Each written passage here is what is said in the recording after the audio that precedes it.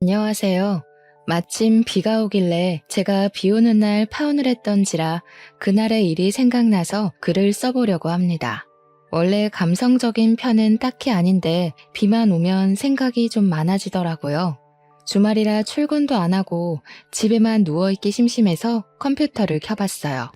제 사연은 슬픈 얘기도 아니고 무거운 얘기도 아닙니다. 어쩌면 정말 별일 아닌 가벼운 황당함 정도일 거예요. 근데 제가 그런 당황스러움 때문에 파혼을 하게 된 거지 뭡니까?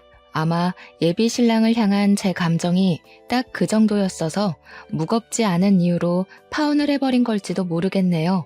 그럼 이젠 입에 오르내기조차 쉬워진 저만의 수치심을 여기서 털어내보도록 하겠습니다. 저와 예비 신랑은 집안 어른들이 연결해준 소개팅으로 만나게 된 사이입니다. 예비 시아버지랑 저희 아빠가 사실 고등학교 동창인데 직장까지 같은 계열이다 보니 서로 동창회 나갔다가 대화도 많이 하고 마음이 통하게 되었다고 했어요. 원래 부모들이 어디 가서 자식 얘기 많이 하잖아요. 예비 시아버지랑 예비 신랑도 둘이서 자식 자랑을 막 하다가 각자 자기 자식들이 결혼 정년기인 걸 알게 되어 자리를 만들었다고 했어요. 저는 원래 소개팅 같은 거 부담스럽고 싫어해서 아빠 제안에 단번에 거절했거든요. 근데 아빠가 친구랑 약속했다고 마음에 안 들어도 일단 자리에만 나가달라 사정을 해서 결국 아무런 감정 없이 진짜 시간만 채우려고 나갔었습니다. 그런데 막상 갔더니 예비 신랑 입담이 너무 좋은 겁니다. 유머 코드가 잘 맞아서 그런가 당시 그 자리가 무척 즐거웠어요. 그건 예비 신랑도 마찬가지였는지 제게 먼저 애프터 신청해줬습니다. 그렇게 만난 저희는 연인으로 발전하기까지 겨우 일주일이 걸렸고 8개월 만에 결혼 약속까지 도달하게 되었습니다. 결혼을 성급하게 한 건 둘 다 나이가 있었기 때문이에요. 35살, 36살이면 굳이 어린이들처럼 길게 만나지 않아도 어른으로서 결혼 상대를 잘 판단했을 거라 믿기도 했거든요. 저희는 저희 선택이 틀리지 않았다는 걸 서로 증명이라도 하듯 아주 즐겁게 약혼 사이를 이어갔습니다. 사람은 다 저마다의 짝이 있다고 하지 않습니까? 예비 신랑과 만나면서 저는 그 운명적인 멘트를 믿었고 예비 신랑이 바로 평생의 짝이라고 느꼈을 정도로 잘 맞았어요. 결혼은 올해를 보내고 내년 말로 하자고 서로 얘기를 나눴습니다. 무슨 결혼식장 예약이 그렇게 많은 건지 여러 식장에 전화를 돌려봤지만 11월이 그나마 빠른 날짜더라고요. 그래도 좋은 게 좋은 거니 저희는 양가 집안 인사를 드리기도 전에 우선 식장부터 잡았어요. 어차피 저희 둘을 이어준 양가 집안에서는 이미 경사가 나 있었거든요. 아빠도 저더러 다 아빠 덕이니까 정장 한턱 쏘라면서 장난을 치기도 했습니다.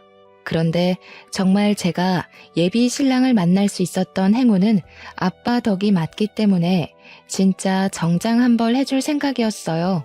엄마랑 같이 말이죠.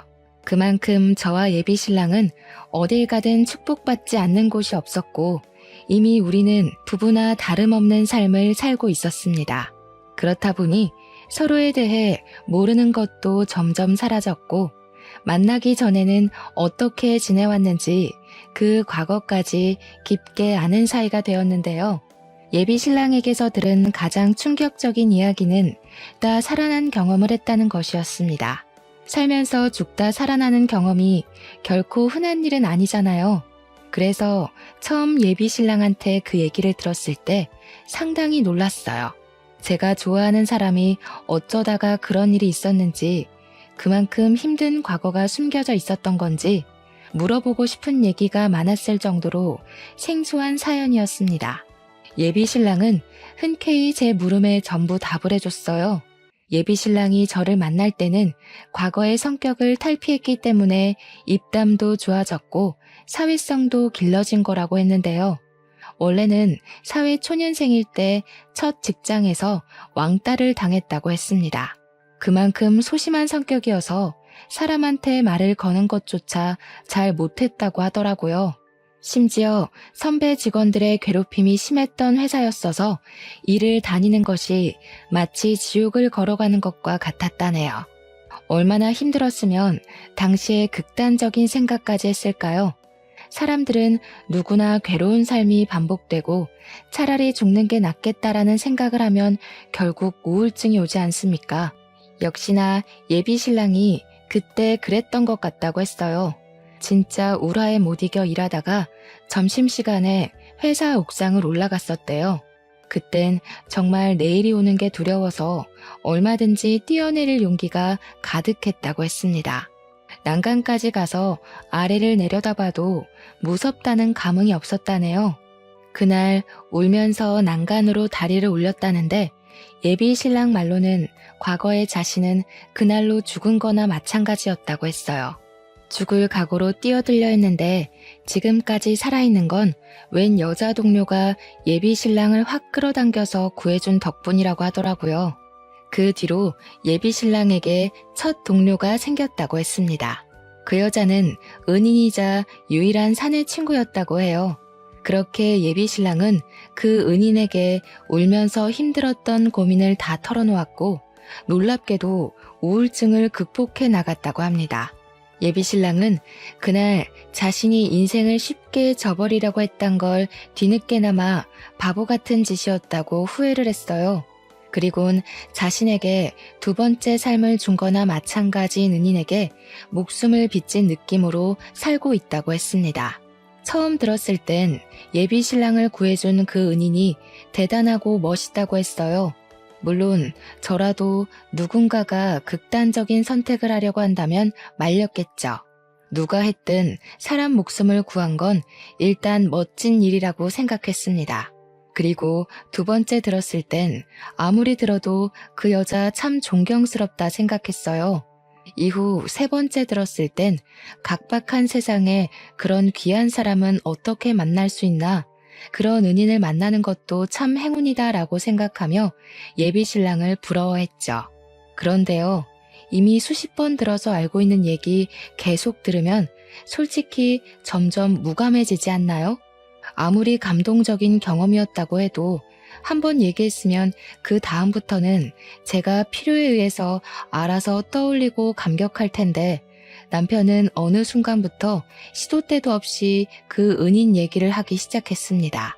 제가 묻기 전에는 함부로 말할 사연이 아닌 것처럼 은인 사연을 꽁꽁 마음에 담아두고만 있더니 제가 한 번 언급하니까 그때부턴 가족보다 더 자주 언급하더라고요.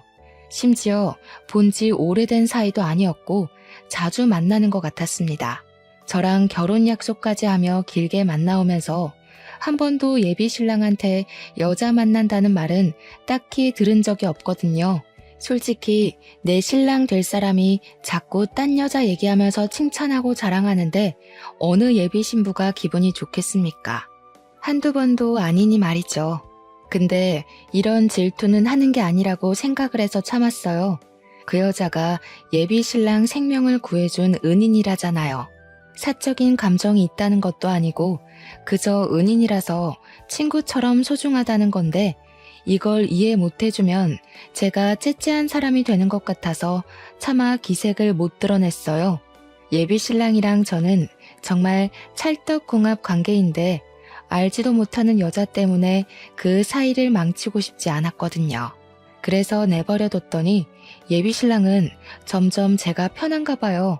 저랑 있다가도 그 은인 전화가 오면 바로 자리를 떠서는 그 여자와 하하호호 큰 소리로 통화를 하고 돌아오더라고요. 제 말까지 끊고 간다니까요. 도통 이해해 주려고 해도 질투를 넘어 서운하기까지 하는데 이걸 이렇게 참는 게 맞을까? 그때부터 남모를 고민을 무척 했어요. 예비 신랑한테 적당히 하라고 눈치도 준 적 있었습니다. 은인인 건 알겠는데 뭐 그런 사소한 얘기까지 나눌 정도로 친해? 자기 통 그 사람이랑만 전화하는 것 같다? 그렇게 자주 만나면 없던 마음도 생기겠어. 그래 보여? 우리가 좀 친하긴 해. 나는 무슨 고민 생길 때마다 수영이 찾잖아. 수영이가 고민 상담을 진짜 잘해주거든. 내가 무슨 복이 있어서 이런 친구가 다 생겼나 몰라? 다른 친구는 다 잃어도 수영이랑은 평생 인연 이어갈 거야. 저렇게 좋은 친구라고 떵떵거리는데 제게 아무리 눈치를 줘봤자 자랑만 더하지 저만 피마르는 기분이라 그마저도 그만뒀습니다. 그렇게 저 혼자 관계를 망치지 않으려고 신경을 많이 쓰며 시간을 보냈어요. 근데 있잖아요. 그래도 우리 1주년을 잊어버리는 건 좀 아니지 않나요? 물론 기념일을 안 챙기는 사람들 있지 않냐고 할 수도 있겠죠. 하지만 발렌타인데이, 화이트데이, 100일 기념에 우리 부모님 생신까지 다 기록해서 챙기는 양반이 1주년을 모른다는 게 이해 가시나요? 기념일을 잊어버릴 사람이 아닌 걸 알기 때문에 변한 것 같은 예비 신랑한테 서운함을 느낀 거예요. 저는 1주년이라서 전날부터 들떠 있었고 미리 사놨던 예비 신랑 선물을 다시 점검하기까지 했습니다. 예비 신랑한테 연락이 안 오길래 혹시 또 무슨 이벤트로 나를 깜짝 놀라게 해주려고 그러나 싶어서 저도 연락을 안 하고 기다려줬어요. 그런데 막상 당일인 1주년에도 점심시간이 넘어가는데 깜깜무소식이더라고요. 진이 빠진 제가 결국 먼저 예비 신랑한테 전화를 했더니 아주 기막힌 사실을 알았지 뭡니까. 아, 오빠 여자친구분이시구나. 오빠 저랑 점심 먹고 있어요. 방금 화장실 갔는데 나오면 전화하라고 할게요. 저는 오빠랑 아무 사이 아니고요. 옛날에 제가 오빠를 한번 살려준 적 있는 은인이라고 할까나. 별 사이는 아니니까 혹시라도 오빠 다그치지 마세요. 그 순간 저는 아무 말도 못하고 전화를 바로 끊어버렸습니다. 은인 어쩌고 저쩌고 하는 거 보니까 분명 예비 신랑이 말했던 그 은인 같았어요. 우리 1주년에 예비 신랑이 은인이랑 같이 식사를 하고 있다는 것도 화가 나는 상황이잖아요. 그런데 제가 더 열이 났던 건 뭔 줄 아시나요? 제가 둘을 두고 어떤 사이라고 오해한 적도 없는데 자기가 뭐라고 제 신랑한테 마치 뭐라도 되는 것 마냥 우리 오빠 혼내지 마세요. 이러는 게 어이없다는 겁니다. 꼭 둘이 무슨 사이 같잖아요. 저 두고 딴 여자랑 바람 피는 것 같지 않습니까? 이번만큼은 제가 예비 신랑의 연인으로서 지적할 수 있는 부분이니 예비 신랑에게 한 소리 해야겠다 생각했습니다. 저녁에 예비 신랑과 연락이 닿은 저는 예비 신랑을 우리 집으로 불러서 여태까지 쌓아놓은 서운함을 모조리 표출했어요. 조금 티를 낸다는 게 저도 모르게 질투가 나서 감정이 격해졌던 걸로 합니다. 우리의 1주년을 잊는 건 100번 양보해서 그럴 수 있었다 쳐. 근데 왜 하필 그날에 그 여자를 만나고 있을 수 있어? 왜 그 여자가 자기 전화 함부로 받는 건데? 서로 전화까지 받아줄 만큼 가까운 사이였던 거야? 그 여자는 뭔데 나한테 자기 혼내지 말라고 부탁해? 너무 화가 나서 저도 제가 예비 신랑 은인을 그 여자라고 칭하고 있는 줄 몰랐습니다. 예비 신랑이 저더러 그 여자라고 하지 말라길래 알아챘어요. 근데 지금 상황에서 고작 그런 호칭이 중요한 건가요? 제 감정에 대해 예비 신랑한테서 돌아온 답변은 아주 허무하기 짝이 없었습니다. 네 기분 알겠는데 그 여자라고 하는 건 나에 대한 예의가 아니지. 나한테는 걔가 부모님 다음으로 소중한 사람이야. 나한테 소중한 사람은 너한테도 소중한 사람이어야 되고 그 동생 아니었으면 나 자기랑 결혼 못했어. 1주년 못 챙긴 건 미안해. 나는 이제 우리가 결혼 약속을 해서 연인 기념일은 안 챙겨도 될 줄 알았지. 그러면서 예비 신랑은 제가 자기랑 결혼할 수 있게 된 것도 그 은인 덕분이라며 은인에 대해 함부로 하지 말라고 쐐기를 박았습니다. 참 개떡 같은 상황이라고 생각했어요. 저희가 결혼을 약속하게 된 건 우리끼리의 인연인 거지 거기에 왜 은인 존재가 붙는 건지 정말 이해할 수가 없더라고요. 심지어 1주년인 줄 알고 있었다면서 제겐 이제부터 기념일 안 챙길 거란 의논 한마디도 없이 그 은인이랑 놀러 가지 않았습니까? 저는 아무리 봐도 예비 신랑 태도가 잘못되었다고 보는데 예비 신랑은 저를 은인한테도 질투하는 시기쟁이로 보는 것 같더라고요. 그날 제가 처음으로 예비 신랑한테 서운해서 울음을 터뜨렸어요. 그 여자가 그렇게 소중하면 그 여자랑 결혼하지 왜 나랑 해? 모르는 사람들이 보면 자기랑 그 여자가 예비 부부인 줄 알겠다. 그렇게 그 여자가 좋으면 가. 나 이 결혼 안 해. 그래도 예비 신랑이 저를 많이 좋아하긴 했던 것 같습니다. 제가 결혼 모르겠다고 하니까 냅다 잘못했다고 빌더라고요. 저한테 알았다고 앞으로는 기념일엔 저만 만나주겠다고 달래는 거 아니겠어요? 이마저도 예비 신랑이 근본적인 원인은 전혀 모르고 있는 것 같아서 한숨이 나왔습니다. 본 적은 없지만 그래도 한때 잠깐 그 은인을 존경했었습니다. 그런데 1주년 이후로 완전 싫어졌어요. 예비 신랑이 너무 은인을 신뢰하는 것도 마음에 안 들었고 그 은인도 예비 신랑을 특별하게 생각하고 있는 것 같아서 어딘가 모르게 찜찜했죠. 그래서 한 번은 은인 낯짝을 좀 보고 싶었어요. 혹시나 예비 신랑이 은인이란 걸 핑계로 엄청 예쁜 여자랑 눈이 맞아서 바람 피는 건 아닌가 그렇게까지 의심이 뻗더라고요. 아마 제 상황이었다면 어느 예비 신부나 그런 의심을 했을 거라 생각합니다. 그래서 저는 예비 신랑한테 은근슬쩍 그 은인을 보고 싶다고 찔러봤어요. 그 동생 만날 때 나도 데려가줘. 명백히 내 사람 살려준 셈인데 나도 고맙다는 인사는 하고 싶어서 밥이라도 사주게. 정말? 역시 자기는 마음이 넓어. 그렇게 생각해줘서 너무 고마워. 내 동생도 좋아하겠다. 진작에 이렇게 나왔으면 벌써 만나서 친해졌지. 난 또 자기가 속 좁게 이런 사이도 이해 못해주는 사람인 줄 알고 고민 많이 했잖아. 예비 신랑은 진짜 은인 때문에 자기 나름대로 저와의 결혼을 아주 살짝 고민하긴 했던 것 같습니다. 그 말이 또 서운했지만 의외로 은인 같이 보자는 제 말에 예비 신랑이 너무 좋아해 주길래 바람을 피는 건 아닌 것 같아서 좀 어리둥절했어요. 그럼 진짜 은인이라는 이유만으로 그렇게 가까이 지냈던 걸까요? 예비 신랑 반응이 너무 순수해서 갑자기 제가 정말 의부증이라도 온 여자처럼 오버했다고 느껴진 거 있죠. 어쨌든 이왕 이렇게 돼버린 거 은인에 대한 궁금증은 여전히 풀리지 않아서 결국 은인과 날짜를 잡게 되었고 저는 예비 신랑이 그렇게 자랑하던 은인을 처음 대면하게 되었습니다. 제가 상상했던 예쁘장한 미모의 여성일 거란 예측과 달리 은희는 대학 시절 씨름을 했을 정도로 체격이 좋은 듬직한 여자였어요. 목소리는 천상 여자인데 키가 175cm 정도 되어 보였고 보디빌딩 준비하냐고 물어볼 뻔했을 만큼 몸은 우락부락했습니다. 제 예비 신랑도 한 체격 하는데 그런 예비 신랑이랑 체격이 전혀 차이가 안 날 정도로 남자 같은 몸을 가지고 있는 여자였어요.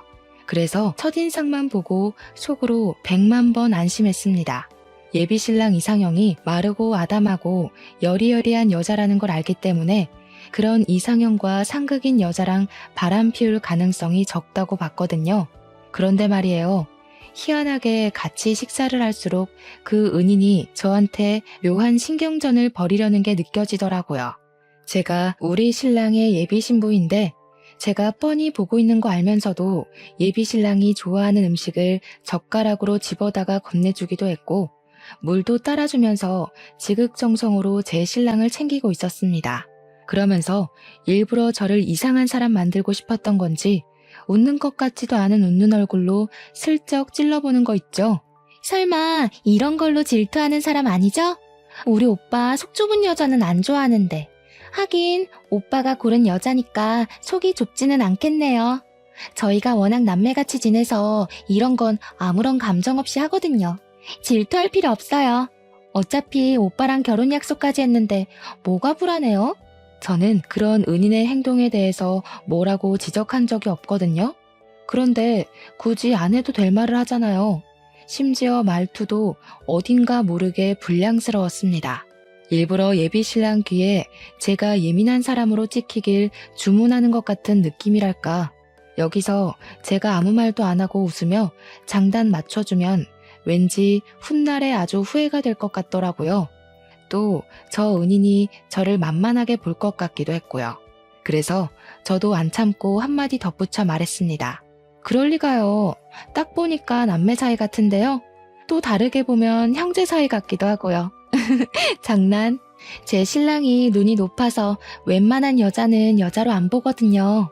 제 신랑 취향은 제가 제일 잘 알아서 라이벌로 보고 안 보고는 이미 첫인상에 결정나요. 그래서 제가 신랑 믿고 결혼하는 거잖아요. 그 말씀은 약간 실례 같은데요. 지금 제 인상이 별로라고 돌려가시는 건가요? 아무리 그래도 초면의 얼굴 지적은 좀 선 넘은 거 아닌가요? 그렇게 들렸나요? 그런 의도는 아니었는데 제가 상대방이 저한테 선 넘은 것 같다고 느끼면 저도 조금 과감해지는 스타일이라서요. 제가 좀 다혈질이에요. 이해해 주세요. 제 발언권 이후로 식탁에서 대화를 주도하는 사람은 예비 신랑 뿐이었습니다. 예비 신랑은 우리들의 기싸움을 못 느낀 듯 혼자 신이 나서 이것저것 얘기를 많이 했어요. 그래도 제가 그 자리가 별로 기분 안 상할 수 있었던 이유는 은인 외모를 떠나서 예비 신랑 태도 덕분이었습니다. 그래도 제가 지 와이프라고 저만 챙겨주더라고요.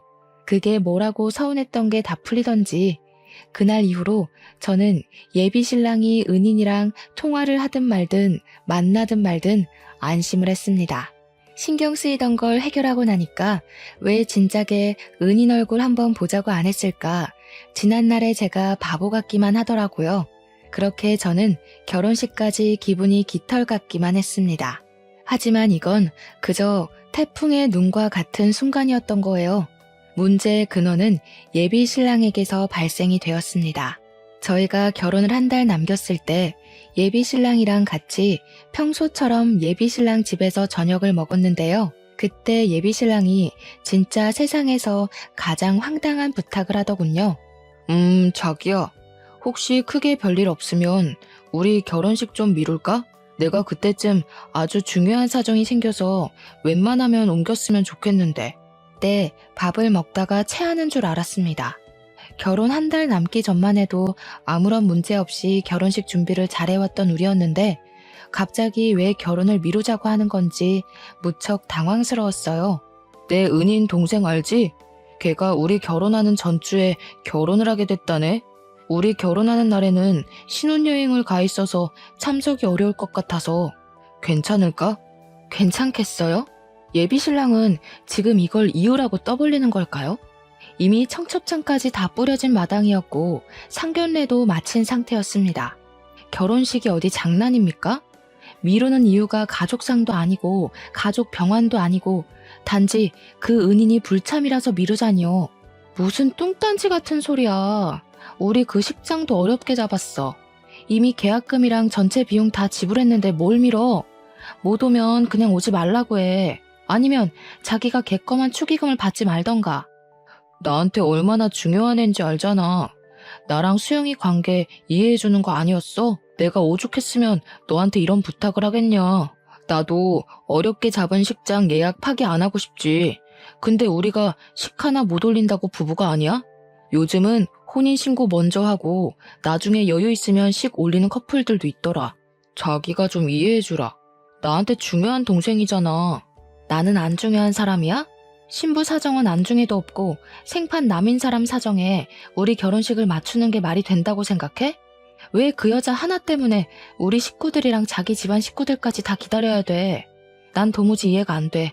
날짜 바꾸면 나 결혼 안 해. 야, 너만 이해해주면 어른들은 내가 잘 설명할 수 있어. 아무리 그래도 식장에 신부 없는 게 말이 되냐? 그 여자 못 온다고 예식 날짜 바꾸는 건 말이 되고 잘 나가다가 갑자기 왜 말도 안 되는 고집을 부려? 식장은 뭐라고 취소할 건데 그 여자 불참이라서 미루게 됐다고 할 거야? 이 와중에 예비 신랑은 또 자기 은인한테 그 여자라 얘기하지 말라는 소리를 했습니다. 그러면서 자기한테 나도 물론 중요하긴 한데 은인의 존재는 좀 다른 개념으로 소중하다고 하더라고요. 저랑 은인이랑 근본이 다르기에 소중한 가치를 서로 비교할 수 없다면서 말도 안 되는 소리를 짓거렸어요. 그날 저는 식사 자리 내내 식장 미루자고 저를 설득하는 예비신랑과 아주 크게 싸웠습니다. 물론 일방적으로 저만 큰 소리를 내긴 했어요. 예비신랑이 고집하는 이유가 너무 화가 나잖아요. 그래서 저는 식장 날 바꾸는 순간 파혼이라고 얘기를 하고서 저녁도 다 못 먹고 나와버렸습니다. 그렇게 예비 신랑이 고집을 굽힐 때까지 연락을 안 할 생각이었어요. 그렇게 한동안 예비 신랑을 찾지도 않았는데 더 당황했던 건 뭔 줄 아십니까? 저는 솔직히 제가 이만큼 화를 냈으면 그만 어처구니 없는 고집을 꺾고 저한테 사과를 할 거라 생각했어요. 그런데 예비 신랑도 저랑 똑같이 연락도 안 하고 저를 찾지도 않는 겁니다. 그 은인 때문에 결혼식 미루고 싶다는 게 정말 진심이고 반드시 그러고 싶은 듯 했습니다.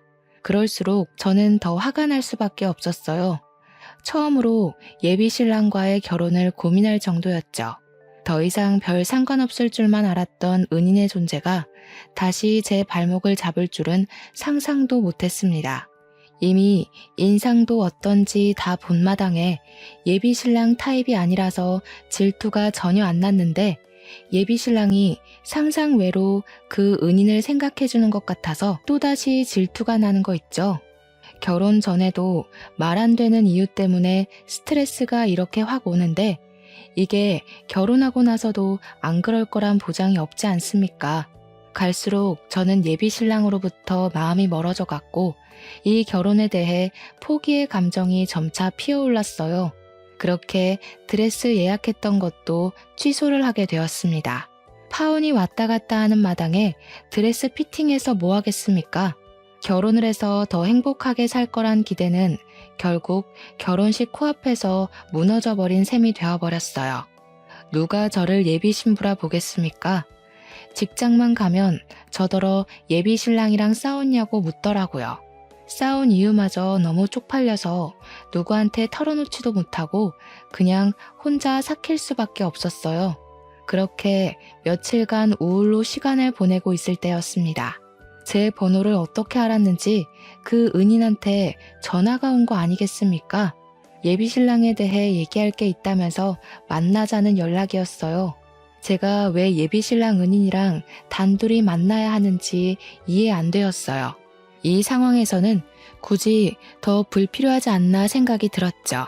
하지만 그땐 그냥 한 번 더 만나보고 싶었습니다.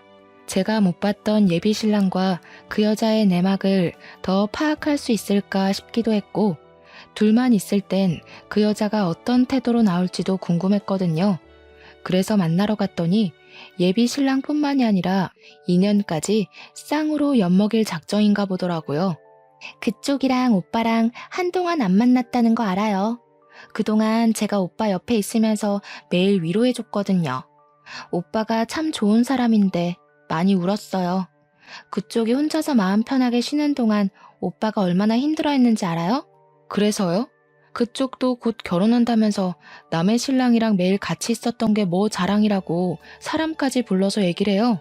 저한테 뭐라도 자랑하려고 나온 거면 그 뒤로 제가 어떻게 나올지도 감당하셔야 될 거예요. 은희는 제 말에 전혀 타격을 입지 않은 얼굴이었습니다. 그저 비장하게 제 앞으로 초음파 사진 하나를 건넸어요. 저는 그걸 손대지 않고 눈으로만 보면서 머릿속으로 이미 상황 파악을 끝내버렸죠.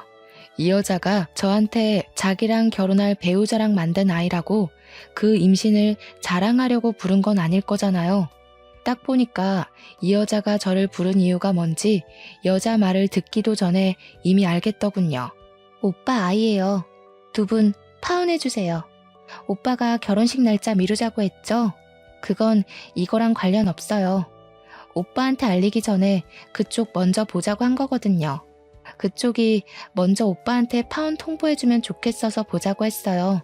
오빠는 마음이 약해서 이별 고할 용기가 없는 사람이라서요. 잠깐이나마 저는 할 말을 잃고 그 여자를 가만히 쳐다보기만 했습니다. 역시나 여자의 직감은 무시하면 안 되는 게 분명한가 봐요. 저는 여태 설마 예비 신랑이 저런 여자랑 바람을 피겠어? 라고 생각했습니다. 예비 신랑은 항상 그 여자를 딱 은인으로만 대했고 저를 그 여자 앞에서 자랑까지 했었거든요. 자기 신부 예쁘지 않냐고 말이죠. 제 눈으로 분명히 저 여자 상판떼기를 직접 받고 같이 시간을 보내면서 의심이란 의심은 다 풀렸었습니다. 근데 이게 뭔 개 같은 상황이랍니까? 제 예비 신랑이라고요? 서로 결혼도 하기 전에 각자의 배우자 몰래 잠을 잤다는 거잖아요, 지금. 이건 엄연히 바람이고 약혼 관계에 바람을 피면 그것도 소송 처리가 되는 법안입니다. 이 두 범법자들이 지금 뻔뻔하게 바람펴서 애 가진 게 뭐 자랑이라고 비련의 주인공들인 척 하는지 모르겠네요. 마치 둘이 너무 사랑하니까 저더러 그만 물러나 주라고 고개 숙이는 것 같았어요. 그렇잖아도 제가 속에 스트레스가 쌓일 대로 쌓인 상태라 분풀이 대상이 필요했거든요. 이 여자가 제 발로 제 앞에 찾아와 준 건 좀 고맙더라고요. 저는 대답 없이 그대로 자리에서 일어나서 이 여자가 미리 사놓은 아이스 아메리카노를 여자 머리 위에 부어버렸습니다. 그리고 플라스틱 컵을 여자 얼굴에 턱 하고 던져줬어요. 내가 어떻게 나오든 감당하라고 했죠? 맞을 거 알고 나 부른 것 같은데 안 맞고 그냥 갔으면 얼마나 아쉬웠겠어? 지금 둘이서 불쌍한 주인공 놀이 해야 되는데, 그쵸? 처음부터 이런 사이라고 말해줬으면 내가 시간 낭비 안 했을 거 아니에요. 아니다. 결혼 전에 니들 쓰레기라고 공표해줘서 고맙다고 해야 되나? 저는 아무 말도 안 하고 고개만 숙이고 있는 그 여자에게 마지막으로 제가 손 닦은 휴지까지 던져주었습니다. 그 새끼한테는 그냥 잠수 파혼이라고 하세요. 겨우 그 정도밖에 안 되는 놈한테 굳이 입 아프게 이별 예의까지 차리고 싶진 않네요. 그리고 그쪽도 남의 남자 뺏고 잘 살 생각은 하지 마요. 제발 뱃속의 애기도 엄마 아빠가 불륜으로 만난 사이라는 걸 알길 바랄게요. 그렇게 카페를 나온 뒤 저는 바로 다음날 예비 신랑과 상의 없이 결혼식장과 청첩장 보냈던 하객들에게 결혼 취소를 알렸어요. 예식장은 어차피 남편 신혼으로 예약이 된 거니까 온전히 남편이 위약금 물게 놔두면 될 일이었습니다. 듣자 하니 예식장도 한 달 전에 취소를 하면 위약금을 100% 물어줘야 된다는데 제가 식장 취소한다고 연락한 날이 불과 결혼식을 2주 남긴 시점이었거든요. 남편은 위약금의 100%인 1,200만 원을 업체에 지불해야 되는 처지가 되었어요. 그러든가 말든가 저는 자취집도 정리를 하고 직장도 퇴사한 뒤 친정으로 잠적을 했습니다. 아니나 다를까 며칠 뒤에 한참 낮잠을 자다 일어났는데 식장 업체에서 연락을 받은 건지 예비 신랑한테 문자 잔뜩 와 있더라고요. 더도 말고 덜도 말고 말하기 귀찮아서 저는 간결하게 파혼하자라고만 문자를 보냈는데요. 연달아 오는 답장 내용은 저를 좀 당황하게 만들었습니다. 예비 신랑이 그 여자한테 사기를 당했다고 하더라고요. 무슨 뚱딴지 같은 소리지 싶어서 계속 오는 문자를 읽었더니 그 여자가 결혼한다고 했던 소식은 개뻥이었고 그저 저랑 예비 신랑 사이에 균열을 일으키기 위해서 모든 일을 꾸몄던 거랍니다. 말이 안 되잖아요. 불과 얼마 전만 해도 그 여자가 저를 찾아와서 초음파 사진을 보여줬습니다. 남의 남자 뺏는 주제에 대단한 사랑이라도 하는 척 예비 신랑을 향한 마음을 엄청 고백했다고요. 그런데 느닷없이 사기라니요? 너무 갑작스런 전개라서 솔직히 예비 신랑이 저를 다시 끌어들이려고 거짓말을 하는 줄 알았어요. 그래서 문자로만 연락하기 답답해 제가 먼저 전화를 걸었습니다. 야, 구라도 작작 쳐. 여태까지 니들 둘이서 나한테 보여준 꼴이 얼만데 둘이서 애까지 가졌다면서 뭐가 아쉬워서 아직도 날 잡으려고 해? 끼리끼리 잘 어울리는 것 같길래 군말 안 하고 물러나 줬잖아. 그럼 잡소리 말고 살림이나 차려. 진짜 더럽게 소송까지 가볼까? 1,200만 원 빚지는 걸로 부족해? 아니 자기야, 제발 내 말 좀 믿어줘. 그 초음파 사진도 개뻥이라고. 내가 미쳤다고 그런 여자랑 자겠어? 근육돼지한테 깔려 죽을 일 있나. 나 진짜 사기당했다니까. 걔가 나한테 보증 사기 쳤다고. 지금 이거 심각한 문제야. 예비 신랑 하는 말은 결국 저랑 냉전 상태일 때 은인을 더 자주 만난 건 사실이래요. 저랑 다툰 걸 아니까 은인이 술 마시면서 많이 위로해줬다고 했어요. 그렇게 저랑 안 만나는 사이 은인이랑 예비 신랑은 유독 같이 술 마시는 날이 많았고 그 술자리를 전부 은인이 먼저 제안해 시작이 되었다더라고요. 그리고 어느 날 은인이 예비신랑에게 결혼식 올릴 돈이 좀 부족하다고 빌려달라고 했대요. 나중에 결혼하고 나서 무조건 갚겠다고 차용증까지 썼대요. 그런데 술을 깨고 보니까 예비신랑이 은인에게 보증을 서준 거더라고요. 남에게 보증을 서주는 일이 얼마나 무섭습니까? 보증 때문에 인생이 뒤바뀌고 목숨이 오가기도 하잖아요. 처음에는 예비신랑이 저를 속이려고 쇼하는 건 줄 알았는데 듣다 보니까 내용도 상세했고 무엇보다 예비신랑 말투가 이미 촉촉하게 젖어 있었어요. 우는 것 같았습니다. 예비신랑이 술 깨고 다음날 모든 사실을 알고서 은인에게 연락을 급히 넣었지만 은인은 이미 잠적을 해버렸고 온데간데 찾을 수 없게 사라져버린 상황이라고 했습니다. 그래서 예비신랑 집에 갑작스럽게 압류 딱지까지 붙게 되었다고 하더군요. 근데 그 와중에 제가 멋대로 예식장까지 취소를 해버렸잖아요. 업체에서 위약금 청구 연락까지 오는 중이라는데 예비신랑이 하루아침에 돈에 쫓기는 실정이 되어버렸더라고요. 저한테 욕을 하다가도 제발 살려달라고 사정을 하는 예비신랑 처지는 솔직히 좀 안타깝기는 했습니다. 그러게 제가 작작 만나라고 할 때 그 여자한테서 거리를 뒀으면 이럴 일은 없었을 거 아닙니까? 근데 말이에요. 예비신랑 문자를 보는데 문득 그런 생각이 들더라고요. 그 여자는 왜 저한테 초음파 사진까지 보여주면서 거짓말을 했을까요? 왜 그렇게까지 정성 들여서 예비신랑이랑 저를 갈라놓았을까요? 그 여자가 예비신랑이 개인적으로 탐나서 나한테서 뺏기 위해 거짓말을 한 거라면 제가 없는 틈을 타 예비신랑 곁을 차지했어야 하는 거잖아요. 그런데 오히려 예비신랑에게 보증 사기를 치고 도망을 쳤다? 그렇다는 말은 예비신랑에게 원래부터 사기를 치려고 벼르고 있었단 말이 되는 거 아닌가요? 분명 예비신랑 말로는 둘이 몇 년이나 같이 친분을 유지해온 사이라 했고 가족 다음으로 서로 소중하게 생각하는 관계라고 했습니다. 그런데 지금 벌어진 상황으로 봐선 둘의 관계가 전혀 소중해 보이지 않았어요. 일단 예비신랑 징징거림이 듣기 싫어서 인사말도 없이 전화를 끊어버린 저는 그날 이후로 은인의 숨겨진 의도만 한참 생각을 했습니다. 제 상식으론 아무리 계산을 해도 은인 행동이 이해되지 않았거든요. 너무 궁금했던 저는 결국 은인에게 연락을 해보기로 했죠. 지난번에 저한테 걸려왔던 은인 연락처를 찾아서 통화를 시도했습니다. 연락이 안 닿는다는 예비신랑 말과 달리 은인은 제 전화를 바로 끊고서 문자를 보내줬어요. 그 장문의 문자를 읽는데 얼마나 충격이었는지.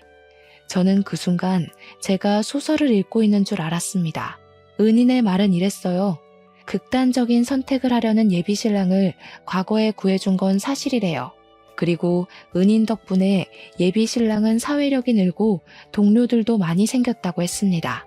하지만 문제는 예비신랑의 탈바꿈된 이미지가 너무 쓰레기였다는 거예요.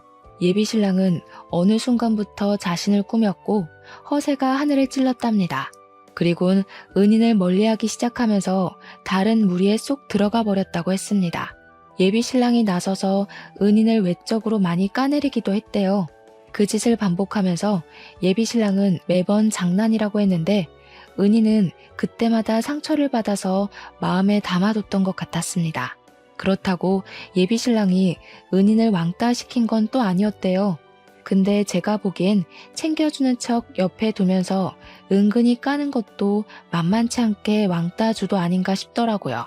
그리고 은인이 예비신랑에게 보증 사기를 칠 수밖에 없던 결정적인 이유는 은인에게 결혼하고 싶을 만큼 좋은 남자친구가 생겼는데 예비신랑이 남자는 남자가 봐야 안다면서 소개를 해달라 했대요. 그래서 은인은 자신의 남자친구랑 예비신랑이랑 셋이서 몇 번 만났다는데요. 만날 때마다 예비신랑이 은인을 외적으로 까내려서 결국 은인 남자친구 되는 사람이 은인에게 이별을 통보했다고 합니다. 결혼까지 할 정도는 아니라면서 도망치듯 작별을 고한 것 같더라고요. 그래놓고 예비신랑이 은인한테 위로한다고 했던 말이 언젠가는 그렇게 네 외모 때문에 떠날 놈이었다.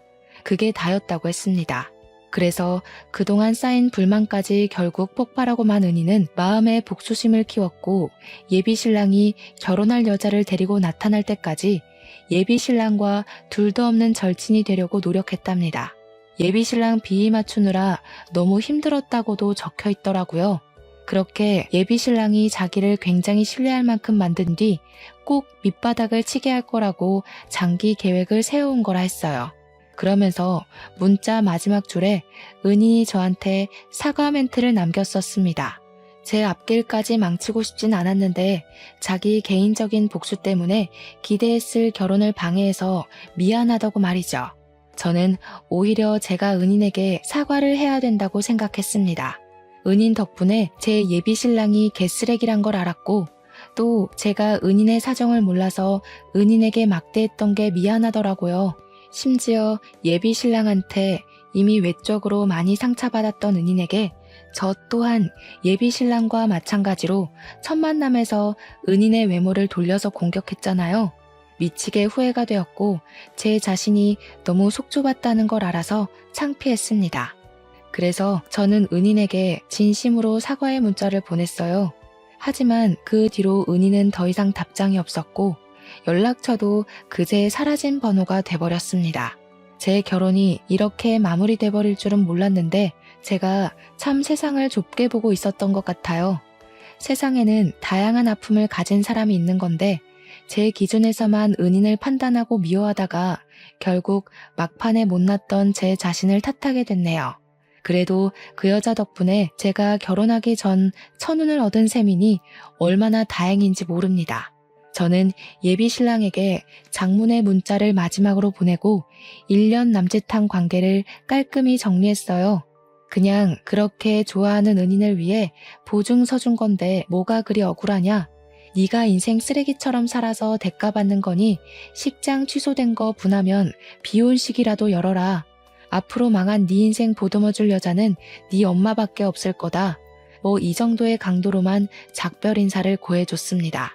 제가 예비 신랑의 실체를 아무것도 모르고 결혼을 해버렸다면 제 자신이 아까워서 예비 신랑 머리채라도 잡았을 거예요. 그나마 파혼으로 정리할 수 있었기 때문에 문자로만 해결해도 되지 않나 싶더라고요.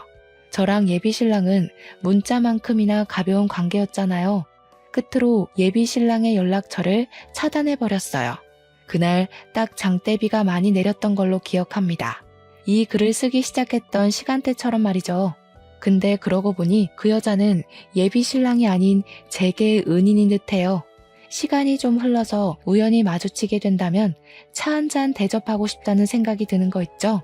꼭 얼굴 보고 그날의 실수를 사과하면서 더러운 똥 피하게 해줘서 고맙다고 인사를 하고 싶은 게 개인적 바람입니다. 사연을 마무리하고 창문 밖을 보니까 어느새 비가 그쳐 있네요. 한동안은 파혼 때문에 비 오는 날이 극도로 싫었는데 요즘은 옛날 생각도 나고 젊었을 때 받았던 고충들이 떠오르면서 그땐 참 별것 아닌 걸로 힘들어했다 하며 추억에 잠기곤 해요. 그게 꽤 소소하고 재밌더라고요. 아무튼 저는 무슨 일 있었냐는 듯 아주 무탈하게 잘 지내고 있습니다. 이곳에 제 사연을 소개할 수 있어서 너무 좋았네요. 그럼 모두들 늘 햇살 가득한 나날 보내시고 늘 행복한 일만 누리시길 기원하겠습니다. 들어주셔서 고맙습니다.